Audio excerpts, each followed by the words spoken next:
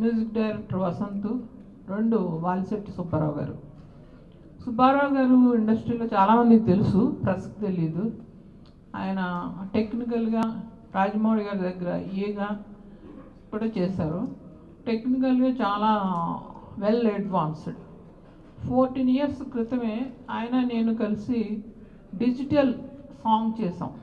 ఒక మామూలు సోనీ కెమెరాతో షూట్ చేసి డిజిటల్లో సాంగ్ చేసి రామోజీ ఫిలిం సిటీలో డెవలప్ చేస్తే రామాజీరావు గారు, సురేష్ బాబు చూసి షాక్ అయ్యి 10 years తర్వాత స్టూడియోస్ ఉండవన్నారు.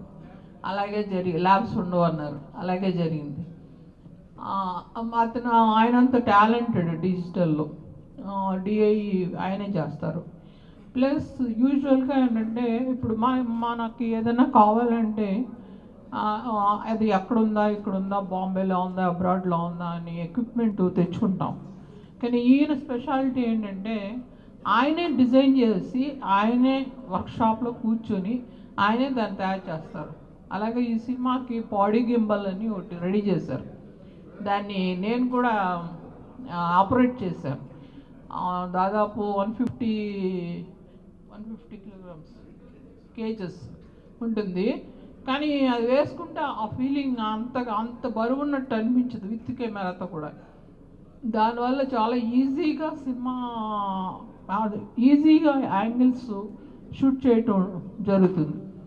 యూజువల్గా నేను సినిమాటోగ్రఫీ అంటే నాకు యూజువల్గానే అన్ని క్రాఫ్ట్స్ లానే ఇంట్రెస్ట్. ఇంత ముందర జనరల్గా బేసిక్స్ వరకు నాకు తెలుసు, అంతే. ఈ షార్ట్ డిస్టెన్స్ ఇది అని. బట్ ఈ సినిమా ద్వారా నేను లైటింగ్ నేర్చుకున్నాను. ఆ సినిమా ద్వారా ఒక కెమెరా ఆపరేట్ చేయడం కూడా నేర్చుకున్నాను. అది థ్యాంక్స్ సుబ్బారావు గారు. ఆయన దీనికి క్రియేట్ చేసిన గింబల్లో లాంటిదే ఫారిన్ నుంచి ఇంపోర్ట్ చేసి శంకర్ గారు ఇప్పుడు యూజ్ చేస్తున్నారు. బట్ మేము యూజ్ చేసిన షార్ట్స్ మీరు వైశాఖలో చూస్తే మీకు అర్థమవుతుంది. అంటే ఒక స్మూత్ ఫ్లోయింగ్ ఉంటుందన్నమాట. మొదటిగా మా గురువు గారైన ఆధ్యాత్మిక గురువు గారైన స్వామి స్వరూపానంద సరస్వతి గురువు గారికి ఆశీస్సులతో నేను ఇంత నేర్చుకోవడం కానీ చేయడం కానీ జరిగిందండి. ఆ తర్వాత మా సినిమాలో ఒక డైలాగ్ ఉందండి ట్రైలర్లో. ఆ ట్రైలర్లో డైలాగ్ మీరు వినే ఉంటారు, చాలా ఫేమస్ అయింది అది. తీసుకెళ్లే దేవుడి కంటే మోసుకెళ్లే మనుషులు ముఖ్యం. అలాగే దేవుడిచ్చిన నాలెడ్జ్ కంటే దాన్ని ఎగ్జిక్యూట్ చేయడానికి అవకాశం ఇచ్చిన జయ గారు కానీ రాజు గారు కానీ చాలా ముఖ్యమండి నాకు. ద సేమ్ వే ఇలాగే అంటే టెక్నాలజీలో 14-15 years బ్యాక్ చండీగఢ్ చేసినప్పుడు సేమ్ అక్కడ హ్యాండీ క్యామ్తో చేస్తున్నట్టే అంత చిన్న కెమెరా జయ గారి ఇంట్లో ఉన్న కెమెరాతోనే షూట్ చేసి ఛాలెంజింగ్గా సెల్యులాయిడ్కి ట్రాన్స్ఫర్ చేయడం జరిగింది. అప్పటికి డిజిటల్ అంటే ఏముందిలే అసలు అదేముంటుంది, అది దాని గురించి కూడా తెలియదు అసలు ఫస్ట్ ఆఫ్ ఆల్. అలాంటి సమయంలో ఎంతమంది దగ్గరికి వెళ్ళానండి నేను. ఎవరైనా సరే కొంచెం హేళనగా మాట్లాడడం, లేదంటే కనుక తీవే ఇలాంటి ఎవరు వస్తుంది అన్నిసార్లు చూసాం ఇలాంటి అలా మాట్లాడడం తప్పితే దాన్ని సీరియస్గా తీసుకుని ఏదన్నా చేద్దాం, చేసి ఒకసారి చూద్దాం ఎక్స్పెరిమెంట్గా అని చెప్పి నమ్మి చేయించిన వాళ్ళు ఎవరు లేరండి. ఎంకరేజ్మెంట్ అనేది ఇక్కడ లేదు. వన్ ఫైన్ డే జయ గారిని కలవడం జరిగింది. ఆమె వెంటనే రెస్పాండ్ అయ్యి నా దగ్గరికి వచ్చి చూసి మొత్తం అంతా ఆమె సపోర్ట్తో ఆమె ఎంకరేజ్మెంట్తో ఒక సాంగ్ షూట్ చేసామండి. సినిమా రిలీజ్ అయిపోయిన తర్వాత, చండీగఢ్ సినిమా రిలీజ్ అయిపోయిన తర్వాత 4th weekలో కేవలం ఈ టెక్నాలజీని నమ్మి ఇంట్రడ్యూస్ చేసి ఎంకరేజ్మెంట్ ఇవ్వాలి, చూద్దాం చేద్దాం. ఎక్స్పెరిమెంట్స్ అంటే ముందర ఉంటారు, దేనికి భయపడరు ఫస్ట్ ఆఫ్ ఆల్. సో చేసిన తర్వాత అది సూపర్ డూపర్ సక్సెస్ అండి. దాన్ని చేయడానికి అంటే దానికి సంబంధించిన టెక్నాలజీ అంటే ఆ రోజుల్లో ఎవరి దగ్గర ఏమీ లేదు. రామోజీరావు గారి దగ్గర అంటే ఆర్ఎఫ్సిలో రామోజీ ఫిలిం సిటీలో మంచి ఎక్విప్మెంట్స్ ఉండేవి. సో ఆయన రామోజీరావు గారు భుజం మీద చేసి మరి ఓకే సూపర్ చేస్తున్నారు చెయ్యి అని చెప్పేసి.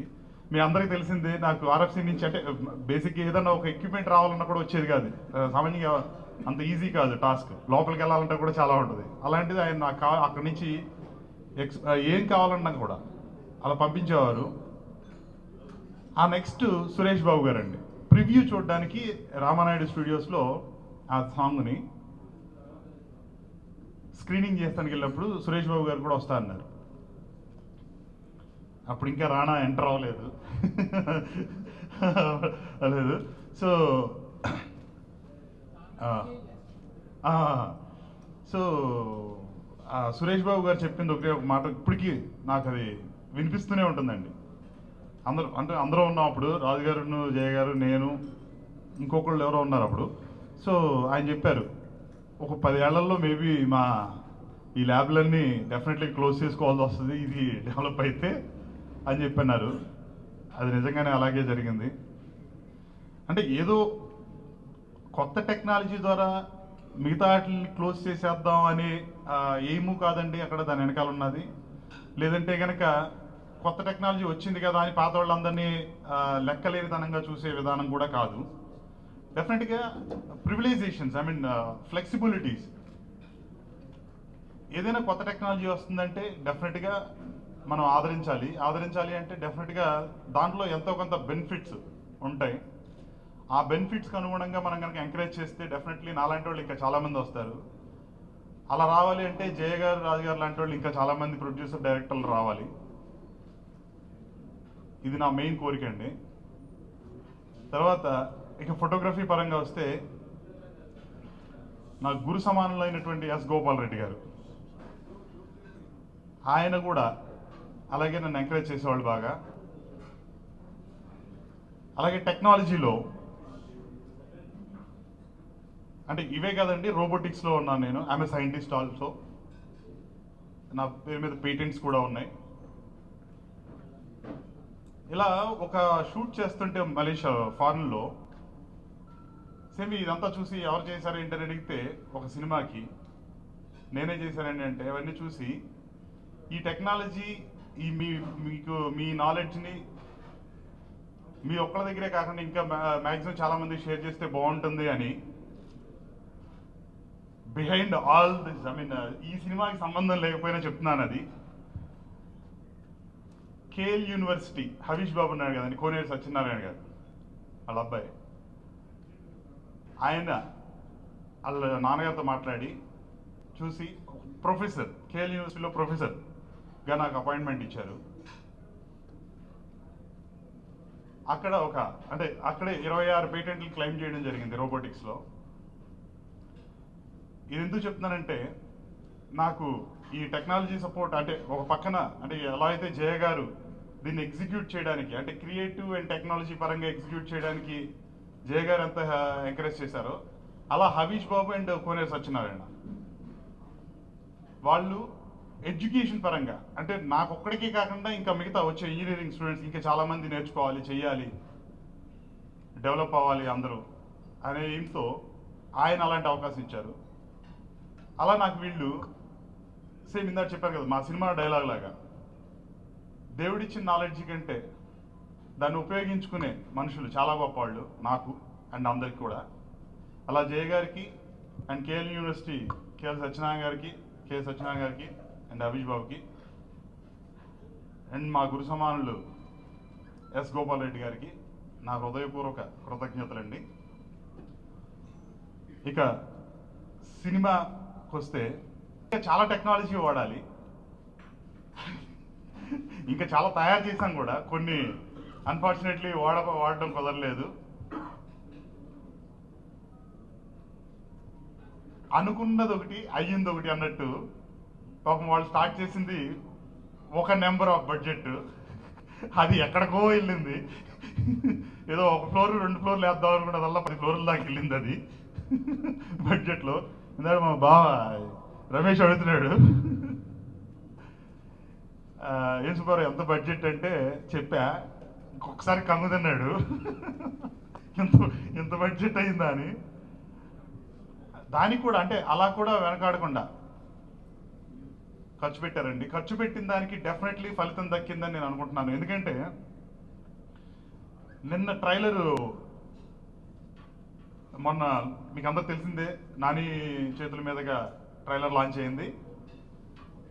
సరే ఆ ట్రైలర్ చూద్దాం, నిన్న థియేటర్స్లోకి వస్తుంది కదా అని అదో సంతోషం. I mean it's a first work for me basically. వెళ్తే ఒక థియేటర్కి వెళ్తే, గెలాక్సీ థియేటర్కి వెళ్తే ట్రైలర్ ఆ హీరోని హీరోయిన్ని గుర్తుపెట్టినా గుర్తుపట్టకపోయినా ఆ ట్రైలర్ లాంచ్ వస్తున్నప్పుడు ఆ సాంగ్స్కి విజిల్స్ అండి, చప్పట్లండి, మాసెస్లో నుంచి కమాన్ కమాన్ కమాన్ కమాన్ అనగానే స్టార్ట్ అయినాయి. స్టన్ అయ్యాం అసలు విపరీతంగా. అంటే నాకే ఒక ఆ ఎమోషన్ ఆపుకోలేకపోయాను. లైక్ ఒక పూనకం లాగా, అంటే ఏంటి ఇది ఇంత రెస్పాన్సా. అలాగే అంటే అంతలా సక్సెస్ అయిందండి డెఫినెట్గా. అండ్ సినిమా రిలీజ్ అయిన తర్వాత అందరూ చెప్తారు it's a huge success definitely in this year. ఇక ఆ క్వాలిటీకి వస్తే దేవి శ్రీప్రసాద్ గారు కానీ, పూరి జగన్నాథ్ గారు, వీళ్ళందరూ చూడడం జరిగింది.